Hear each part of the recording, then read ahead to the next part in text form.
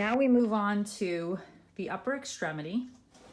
And this bone right here, known as the humerus, articulates with the scapula. And I don't know whether you can see it so great here. This is actually a pretty good shot. So you see the scapula, and you see how there's a little curved indentation in the scapula. That's called the glenoid or glenoid cavity. And you see this head of the humerus, the very proximal portion of the humerus, articulating with the glenoid, that curved indentation of the scapula. So let's turn it around. So Z is actually pointing to that glenoid, though the little metal mounting is in the way. So that's a little better shot there.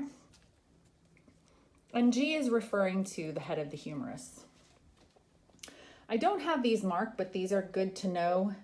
We have two tubercles that sit on the proximal portion of the humerus. They are the greater tubercle and lesser tubercle. And there's a little tendon that sits right in this groove. This groove is called the intertubercular groove, meaning between the tubercles, also known as the bicipital groove. And again, good to know. It's not marked as something you have to know, but if you're in orthopedics, you might hear that bicipital groove come up. All right, so H, of course, here is referring to the whole bone, the humerus. And then as we get down to the distal portion of the humerus, we have some interesting landmarks. So first of all, note that this skeleton is in an anatomical position. So we have this rounded end of the humerus. We call this the capitulum.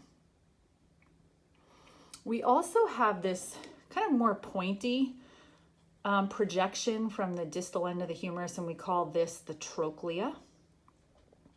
And then we call this little indentation that's K, we call that the coronoid fossa.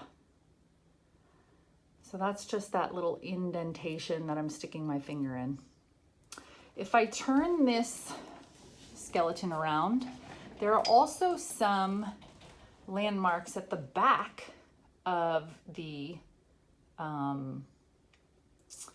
humerus. And the biggest one is this indentation that's labeled I. This is called the olecranon fossa. And it's actually where this bone, which we'll get to in a second, it actually kind of, as we bend our elbow and straighten our elbow, this bone goes right into that fossa.